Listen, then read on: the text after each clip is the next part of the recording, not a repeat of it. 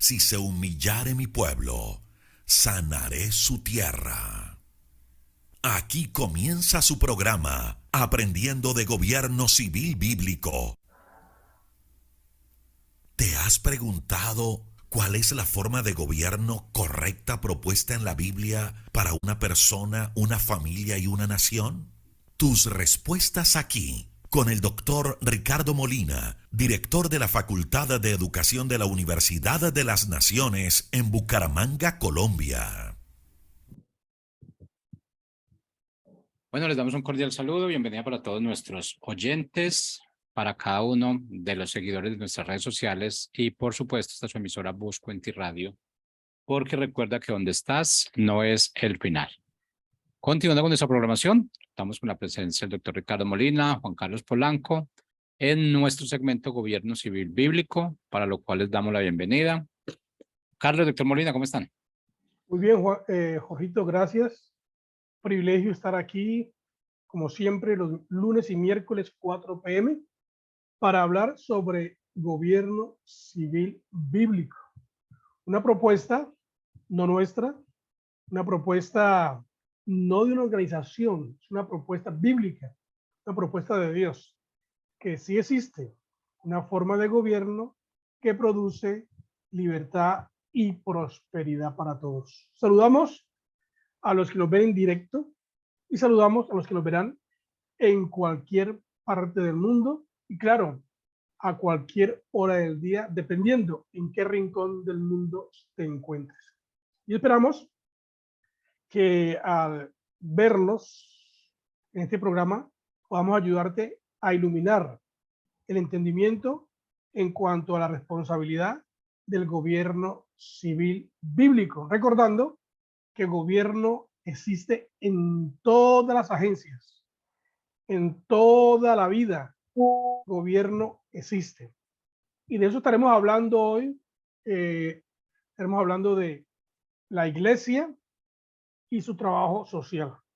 Y pues como es de costumbre, nuestro querido amigo chileno, Juan Carlos Polanco, bienvenido. ¿Cómo está, Pastor?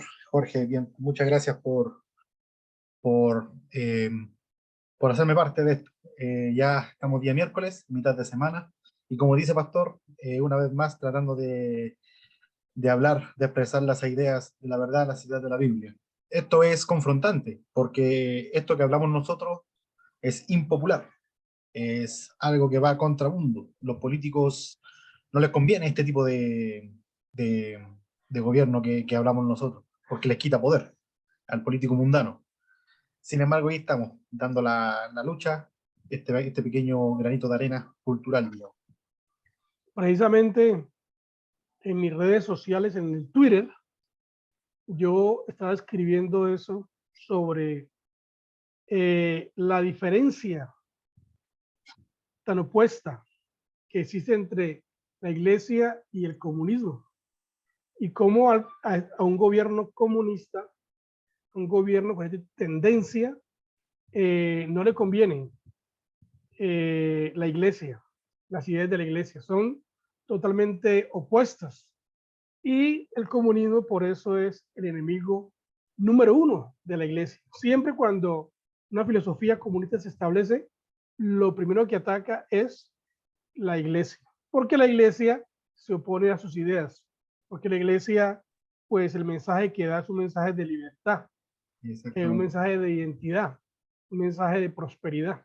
Van a querer desprestigiarla, van a decir que son cuentos de fantasía, que la Biblia es fantasía, pero nunca he visto que le tengan tanto miedo a la fantasía. Yo nunca he visto en el mundo que se censure El Señor de los Anillos, o Alicia en el País de las Maravillas, o que se censure Moby Dick. Nada, solamente la única fantasía, según ellos, que se censura, que es perseguida, es la Biblia. algo debe hacer, que a ellos les da rabia, no les gusta.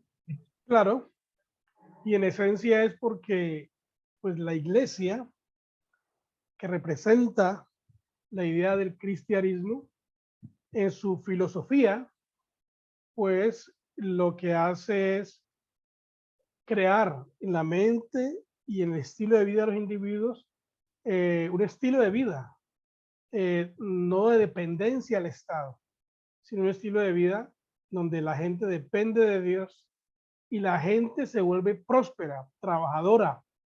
La gente comienza a ser creativa en los asuntos de la vida social. Y pues también porque el gobierno comunista lo que quiere es controlar a los individuos y convertirlos en esclavos para que trabajen para el Estado y le den su plata al Estado y luego el Estado les devuelve miserias y hace una sociedad pues pobre e inestable.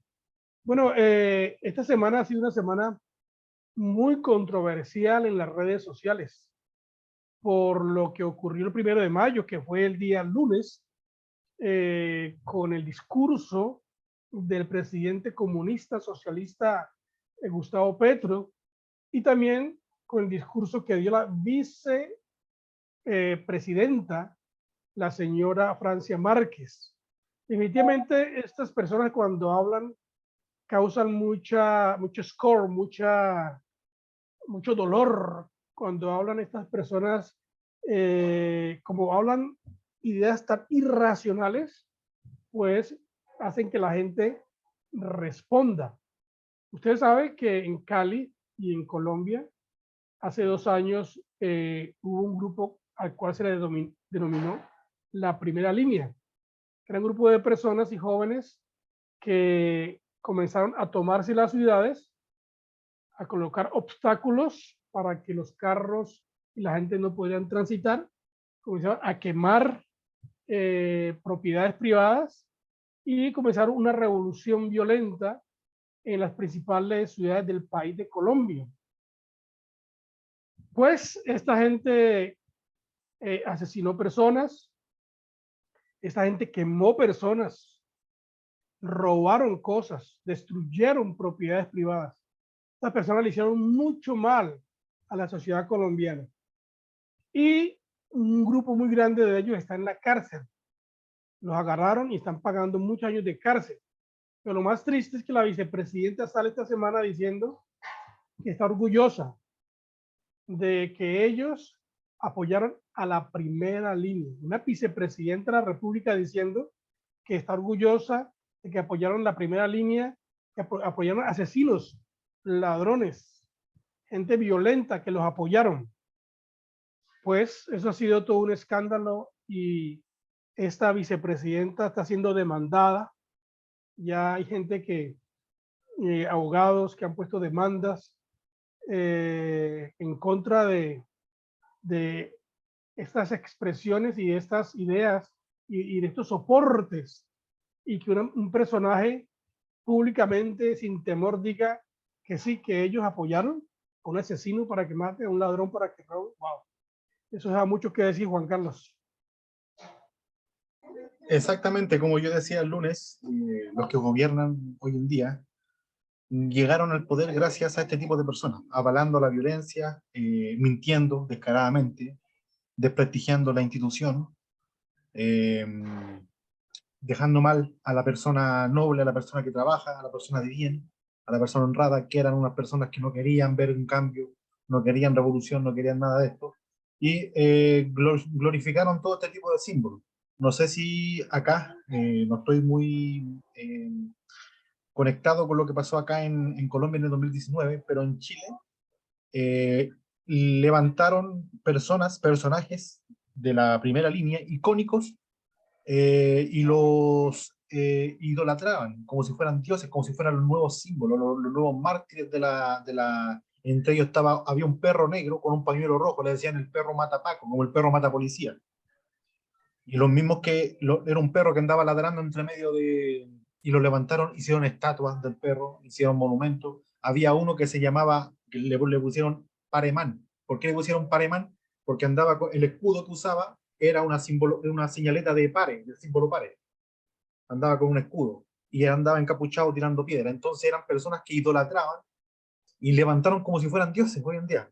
Entonces levantaron todo este tipo avalando la violencia, avalando que eran los nuevos héroes, los nuevos próceres de la libertad nacional, y hoy en día le está pegando todo en contra. Ayer el presidente sube un tuit en Chile y el mismo presidente cuando era ministro había subido otro tuit diciendo algo en contra de lo que había subido, o sea, como que ya nada cuadra con él. Y esto efectivamente está pasando exactamente lo mismo acá. Vemos que las personas no pueden gobernar tranquila porque pero las personas que llegaron avalando la violencia. Y hoy en día, si hay violencia, no les conviene a ellos. No les conviene porque están en el poder. Confiemos que los colombianos, que la mayoría son gente inteligente, la mayoría, gente que razona, la mayoría, gente que entiende la libertad, pues que los colombianos reaccionen correctamente al ver pues esta maldad tan evidente en nuestros gobernantes y que podamos hacer algo aquí en Colombia para librarnos de una vez por todas de semejantes personajes tan destructivos y peligrosos para una sociedad. Pues sí, el presidente está diciendo que no puede dar lo que prometió a la gente. El presidente está cambiando sus ideas porque sabe que lo que dijo no lo puede cumplir.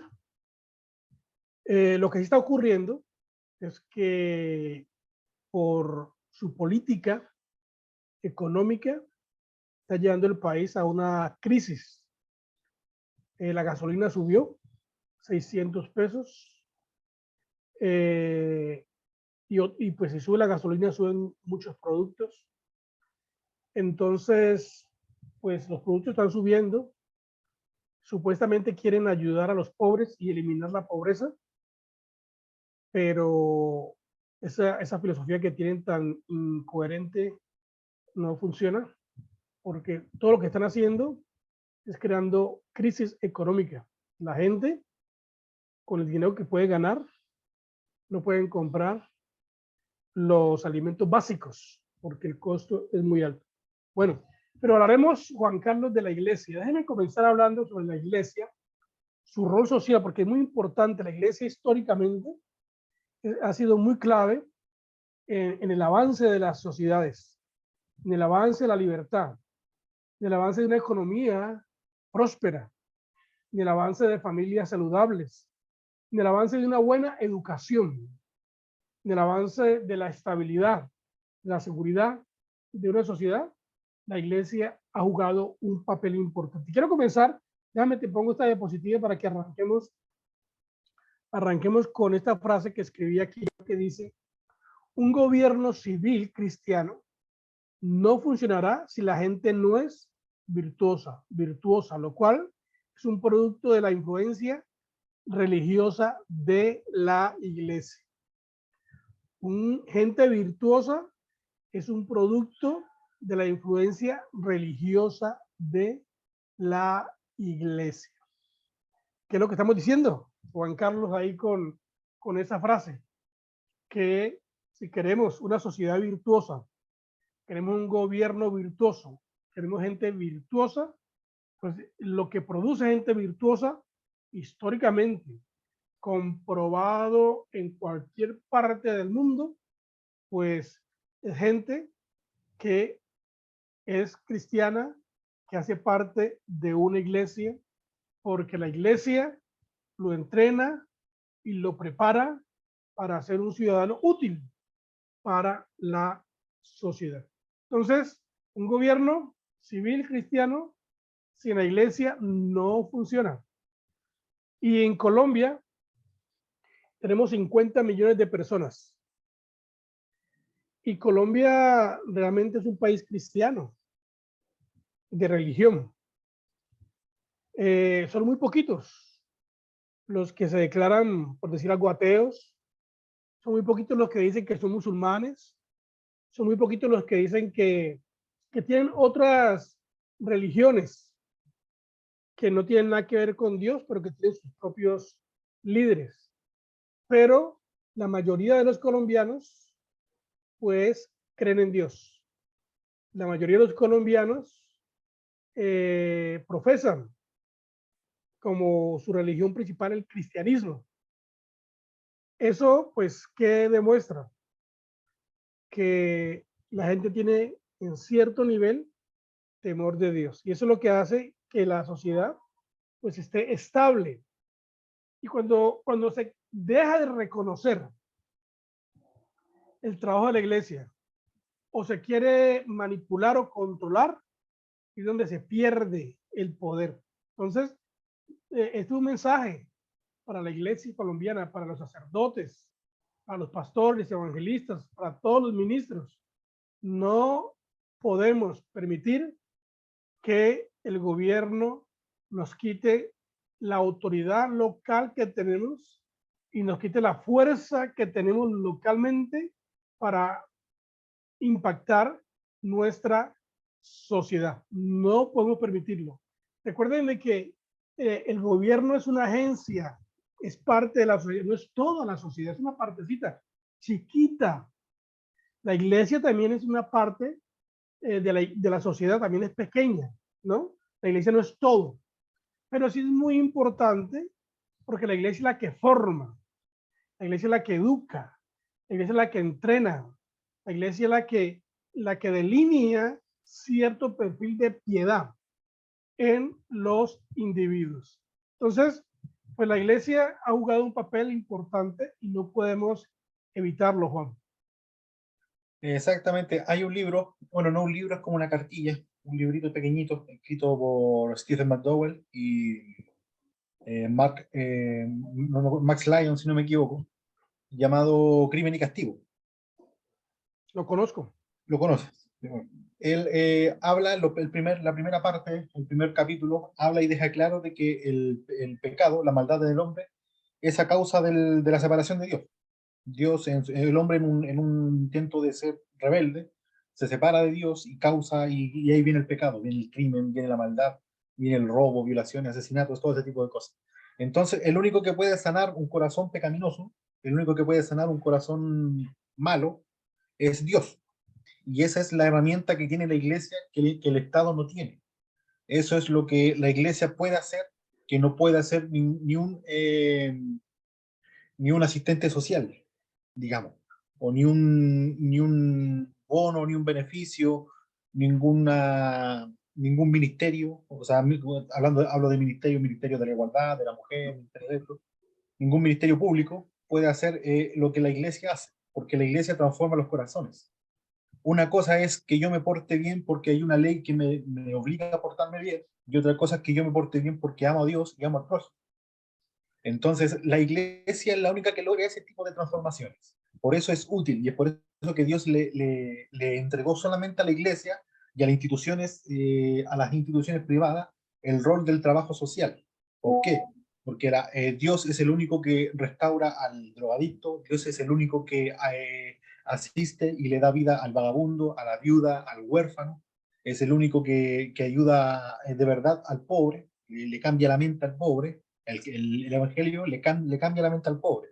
El Evangelio para el pueblo de Israel, la palabra pobreza no existe, es sinónimo de maldición en el lenguaje hebreo. ¿Por qué? Porque para ellos es imposible de que una persona sea pobre siendo cristiana, o sea, que conozca la ley de Dios y que sea pobre, eso es para ellos es inverosímil. Entonces eh, es muy importante el rol que cumple la iglesia y los privados. ¿Los privados pueden ayudar? Sí, ayudan mucho, bastante. Tienen asociaciones voluntarias, tienen un montón de cosas, pero para cambiar el corazón, la iglesia es fundamental, porque la iglesia muestra el camino de Jesucristo. Si un gobierno inteligente es un gobierno que no se mete con la iglesia, la protege para que siga desarrollando su trabajo. Porque la iglesia es la única que gasta millones y millones y millones de pesos ayudando al necesitado, con mucha gente involucrada, voluntaria. En su mayoría son voluntarios que de una u otra forma sirven para levantar el estándar de vida de otros ciudadanos igual a ellos. Un gobierno inteligente lo que hace es dejar en libertad a la iglesia para que continúe desarrollando su trabajo social, su trabajo de restauración, de renovación, de cambio mental, de cambio de vida. ¿Sabes tú que no hay estadísticas? No las hay. Porque la iglesia nunca ha querido ser protagonista en ese sentido, pero no hay estadísticas que digan, la iglesia ha cambiado tantas drogadictos, han cambiado de vida. Tantas familias se han renovado gracias a la iglesia. Tantos niños fueron educados. A tanta gente se le da comida. No hay una estadística como tal, porque la iglesia, eso es normal, hacer ese tipo de trabajo. Pero el gobierno es diferente. Cuando el gobierno quiere hacer esto, ellos comienzan a tener números. Ayudamos a 20,000 niños, les dimos juguetes. A 5,000 familias les dimos ayuda para sus casas. Ayudamos 5. Por ejemplo, aquí yo estoy en Bucaramanga, y en Bucaramanga el alcalde, como ya va a salir, ha colocado un poco de letreros por todas las calles diciendo: restauramos más de 60 colegios en Bucaramanga. Porque el gobierno tiene que mostrar lo que hace, porque como lo hace con plata de la gente, entonces tiene que demostrar que está haciendo un trabajo social, y además porque hay gente que está haciendo paga, que está gastando mucho dinero. En la iglesia no. Hay muchos pastores que no reciben sueldo, reciben un aporte, y pues desarrollan actividades locales, como por ejemplo una de las cosas que hace la iglesia es entrenar básicamente, y eso es muy importante, porque al entrenar educa la mente de los individuos, y al educarla entonces levanta el nivel de entendimiento de las personas, y como resultado la gente comienza a actuar diferente, Juan. Exactamente, yo me atrevería a decir, de hecho, de que dando un número, esto no he sacado de ningún estudio ni nada, pero yo me atrevería a decir que más del 90% de los trabajos sociales que conllevan, de la iglesia, que conllevan mano de obra, construyendo casas, construyendo cabañas, un montón de cosas hechas por la iglesia, es voluntaria, es sin paga. La mayoría de la gente que va y entrega su trabajo, entrega su tiempo, va a trabajar ahí a construir, son gente completamente voluntaria, y se puede ver que es un trabajo 1000 veces mejor que el trabajo del gobierno. No hay robos de plata entre medio, no hay demoras en el trabajo. Acá podemos ver los trabajos del gobierno, que un trabajo de 3 meses se demoran un año entero. Un año entero, ¿por qué? Porque claro, son gente que están siendo pagadas, y la plata del Estado es plata de todos nuestros, que nos van sacando a la fuerza, entonces nunca se va a acabar, podríamos decir. Para ellos son felices trabajando de esa manera. Entonces podemos ver que hasta en eso la eficiencia del privado, la eficiencia de las asociaciones son mucho mayores que la del gobierno. Sí. Y fíjate tú, Juan, que hay una filosofía por ahí que quieren eliminar las agencias privadas. Quieren eliminar, y históricamente nosotros nos damos cuenta que cuando el gobierno comienza a poseer y hacerse dueño de agencias que sirven a la sociedad, el deterioro viene, el caos viene, y finalmente pues viene la bancarrota, porque pues se pierde la inspiración de trabajar y ganar por el bien de la sociedad, porque pues es el gobierno que controla. Aparentemente pareciera plata fácil, entonces la gente quiere tenerla y coger la tajada más grande, y ya se pierde entonces la inspiración de que el dinero pase, o la ayuda pase a las personas, y se quiere entonces que pase a un grupito determinado. Claro. Entonces, Ujú. Adelante, pastor. No, es que lo mío es un No, poquito dale, más dale, largo. tranquilo, No, tranquilo. en Chile se descubrió, no sé si han visto el tema de la explotación del litio. El litio es un mineral que se descubrió en Chile. Chile tiene las mayores reservas junto con Bolivia, mundial, de litio. Entonces, eso sirve para hacer baterías de autos, sirve para hacer un montón de materiales que son útiles para la industria en general. Entonces, ¿qué pasó con este gobierno de turno que tenemos? Que hicieron un plan para nacionalizar el litio. Quieren hacer baterías chilenas, desde Chile hacia el mundo. Matemáticamente, económicamente es imposible. ¿Por qué? Porque el litio compone solamente el 8% de una batería. El otro 92% son materiales que uno tiene que traer desde afuera.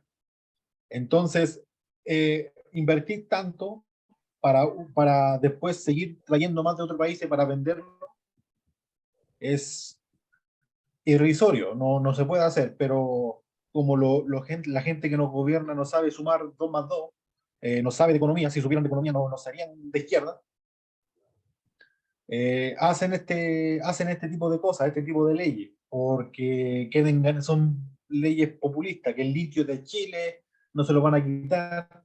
¿Qué es lo que pasó? Ahuyentaron automáticamente a la inversión. Se iba a meter Ferrari, se quería meter en Chile, Tesla se quería meter en Chile, querían meterse un montón de automotoras grandes a meterse ahí al país para fabricar sus productos y ahuyentaron todo. ¿Por qué? Porque ellos, según ellos, como ven las matemáticas, con el tema de la expropiación y todo eso, que son los sueldos de Chile y que los chilenos, el litio de los chilenos y de la demás, están empobreciendo al país. De nada sirve lo que pasa en Venezuela, de nada sirve estar nadando en un mar de petróleo si no hay quien lo explote, no hay quien lo saque.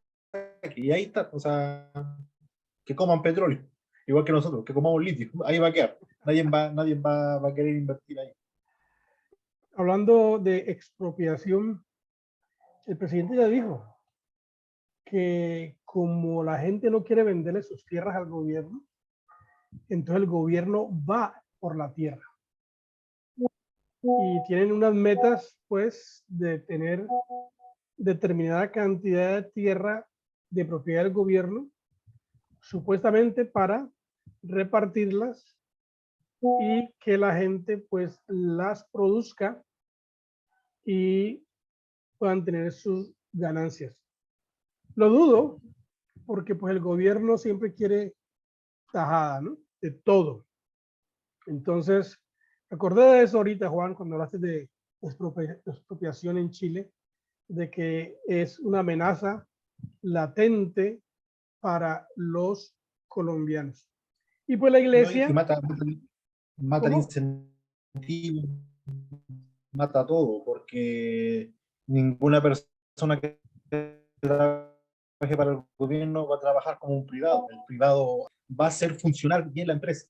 En Chile pasa eso con el cobre. La empresa estatal del cobre, Codelco, es la única empresa que no da ganancias a Chile, que no le da ganancias. De hecho, hay que inyectarle plata pública, porque claro, como no hay nadie que gane plata con eso, la manejan mal, de manera mal. Es como si yo le pasara mi plata a alguien para que fuera al casino. ¿Qué le interesa si gana o pierda? Porque no es No, plata de él. no es su No es plata dinero. de él.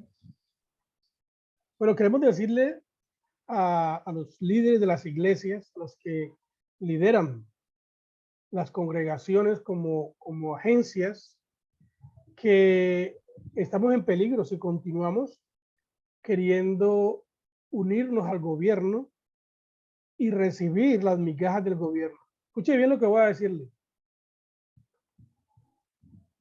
Cuando el gobierno promete cosas, solamente unos cuantos reciben los beneficios, unos poquitos, no todos.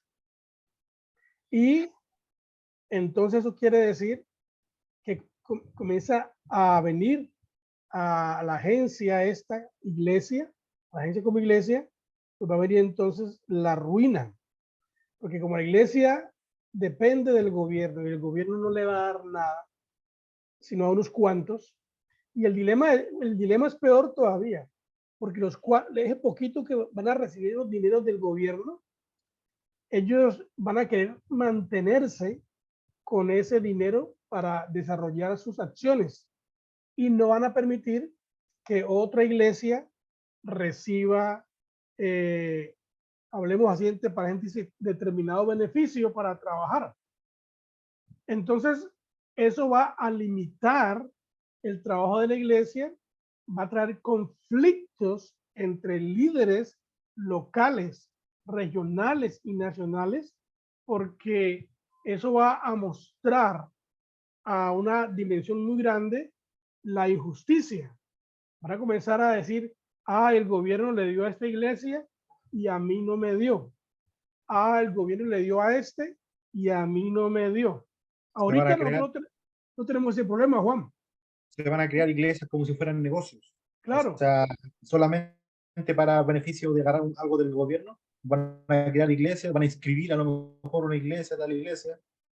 Y eso, y lo peor que digo yo que se puede venir es la manipulación de conciencia, que nos van a decir qué se predica, qué no se predica, esto sí conviene, esto no conviene, nos van a callar, nos van a controlar, y va a llegar un punto en donde no vamos a tener ni la fuerza para poder defendernos, porque cuando lo tuvimos no lo hicimos. Claro, y entonces los corruptos, los no cristianos, como ven que hay un pacto, un acuerdo entre la iglesia y el Estado para recibir ese beneficio, entonces comienzan a inventarse iglesias y a autonombrarse líderes o pastores, claro, para a través de la iglesia sacar unos recursos al gobierno. Tú sabes que hay mucha gente experta aquí en Colombia, experta en sacar el dinero del gobierno para acciones sociales o para beneficiar a determinado grupo. Pues si la iglesia continúa en ese rol de querer ser gobernada por el gobierno y de querer recibir beneficios del gobierno, queremos decirle que la idea que viene entre paréntesis que es buena, es mentiras. Todo ocurrirá todo lo contrario. Habrá menos dinero. Por ejemplo, ahora la gente trabaja en las iglesias voluntariamente, pero si la iglesia comienza a recibir dinero del gobierno, entonces la gente no va a trabajar voluntariamente. Le va a decir, bueno, páguenme un sueldo. Quieren que yo vaya a hacer determinada cosa, necesito que me paguen. Quieren que yo ayude a los niños, páguenme. Quieren que ayude a familias, páguenme. Y se vuelve todo un desastre esto, y se acaba ese espíritu de voluntariado, se acaba la generosidad, porque la gente ya no va a dar. ¿Para qué vamos a dar si estamos esperando la partida del gobierno, Juan? Se distorsiona completamente lo que usted dice, la generosidad se distorsiona, el poder voluntario, no hay nada como un voluntario, algo que siempre sorprende a los historiadores en la guerra cuando ganó Estados Unidos, era que la mayoría de los soldados eran voluntarios que estaban defendiendo sus principios, o sea, principios de ellos, su familia, sus tierras, sus hijos, no estaban peleando por un rey ni por nada, peleaban por ellos. Y los veían pelear y era algo increíble. Pelear por ti es algo increíble. Y eso es lo que quieren exterminar. Quieren exterminar ese amor por hacer algo por el prójimo. Hacer algo quieren eliminar esa institucionalidad, ese término y ese carácter que nosotros las personas tenemos reflejada de Dios, que es la generosidad, el amor al prójimo, el voluntariado, el sacrificio, el esfuerzo, todo ese tipo de cosas. Entonces hay por lo menos 4 cosas que la iglesia hace en su función social. En su función social, la iglesia es educadora. Siempre en la historia, nosotros vemos que donde se funda una iglesia, se fundaba un colegio, se fundaba una agencia de ayuda. Ahora mismo el gobierno no quiere que eso suceda. Ahora quiere que la iglesia no cumpla funciones educativas. Pero se olvida que a través de la educación lo que se hace es una acción preventiva, porque al educar a niños, jóvenes y adultos, pues se evita que esta gente caiga con filosofías erradas y caiga en la delincuencia. Entonces, al educar, lo que se está es previniendo que las personas o las familias caigan en acciones incorrectas. Otra cosa que hace la iglesia es la parte asistencial, o sea, la gente necesita consejo, la gente necesita que se le inspire, que se le guíe, y la iglesia, por tener las ideas correctas, entonces ayuda al dilema mental. Por ejemplo, ¿por qué hoy en día hay tanta depresión, tanto suicidio? Bueno, porque la gente ha rechazado a Dios y han dejado de asistir a la iglesia. Pero cuando nosotros miramos las estadísticas, la gente de la iglesia que se suicida, pues sí las hay, pero es mínimo, 0. Nada, diría yo casi, comparado con otras agencias donde la gente que hace parte de ellas se suicidan, bien sea porque se matan o porque son bien alcohólicas o se dañan la vida con la droga o porque se van totalmente a la calle. Entonces, la iglesia tiene un rol de asistir, de ayudar a la necesidad del individuo, de guiarlo. Otra cosa que hace la iglesia es que la iglesia es integradora, es rehabilitadora, o sea, rehabilita al individuo, rehabilita su mente, lo rehabilita de vicios, de hábitos perjudiciales, Juan.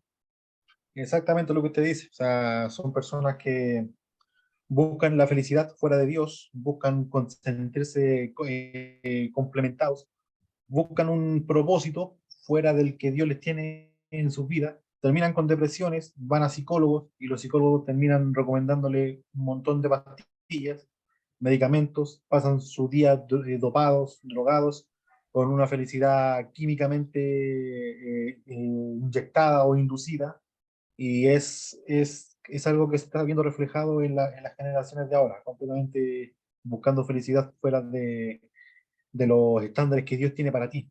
Y nosotros entendiéramos que, bueno, la Biblia dice que al que ama a Dios todo le obra para bien. Eh, si entendiéramos eso de verdad, que aunque estamos pasando por cosas malas, para Dios son cosas que para nos van a edificar, sea para bien o sea para mal.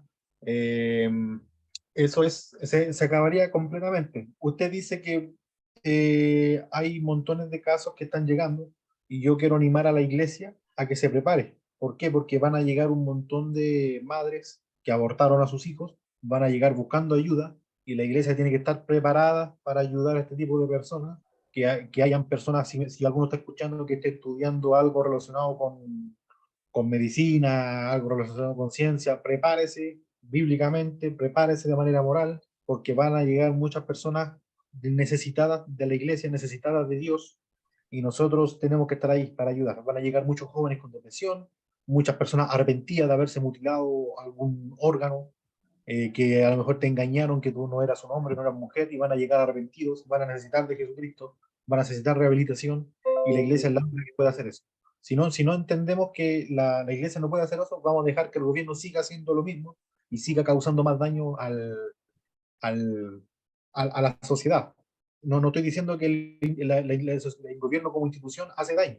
El gobierno es una institución divina. Pero si no cumple lo que está para lo que fue hecho, si no cumple para lo que fue diseñado, va a hacer daño. Y lo está haciendo.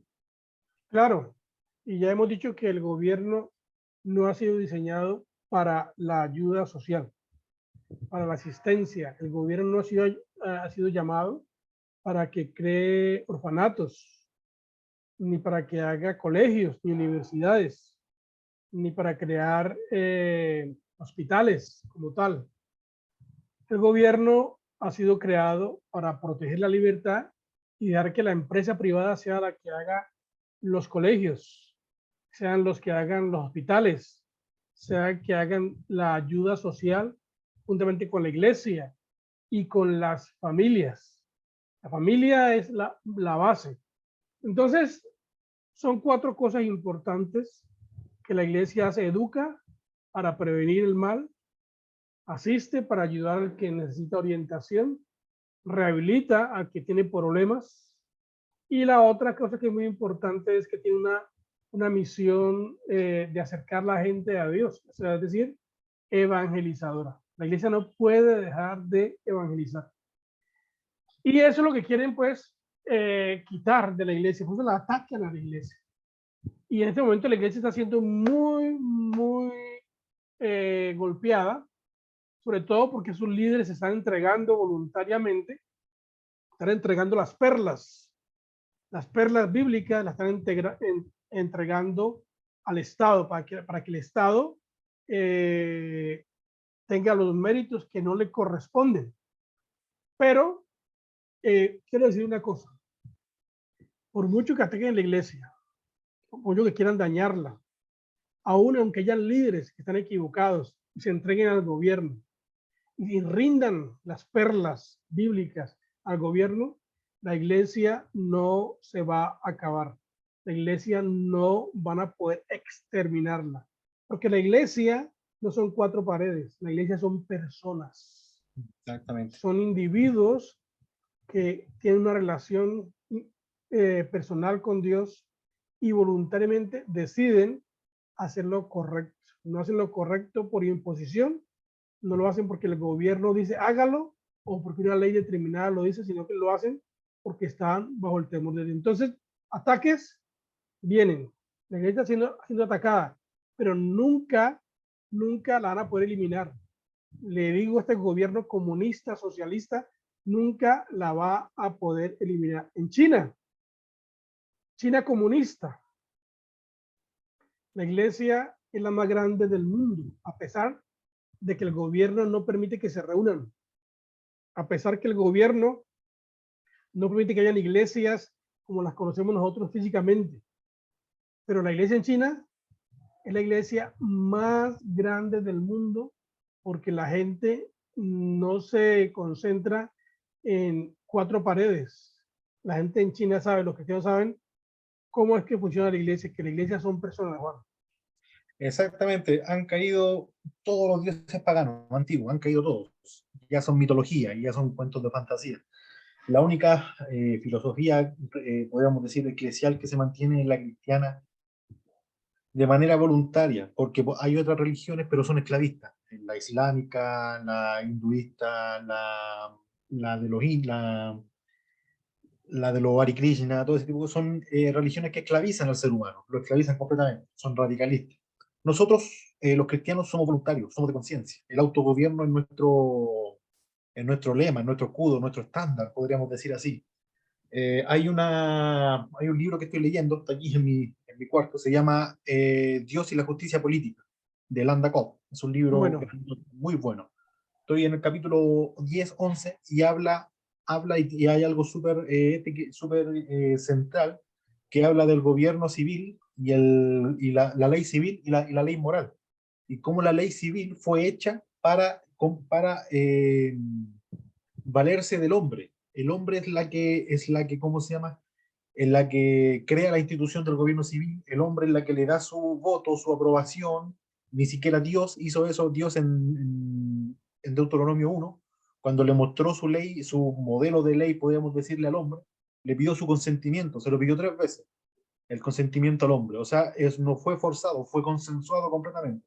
Y si Dios hace eso, ¿quiénes somos nosotros para imponer la ley sobre otra persona? Si el mismísimo Dios fue el que nos pidió su consentimiento para que Él gobernara sobre nosotros. Entonces, la ley civil es la única que se vale del hombre, pero la ley moral, esa tiene que pasar por encima de los caprichos del hombre y se tiene que valer solamente hacia Dios. La ley moral. Dios, cuando aplica los mandamientos morales, aplica la ley moral, no son sugerencias, no son opiniones, no son si quieren hacerlo, no, son mandamientos. No lo hagan. ¿Por qué?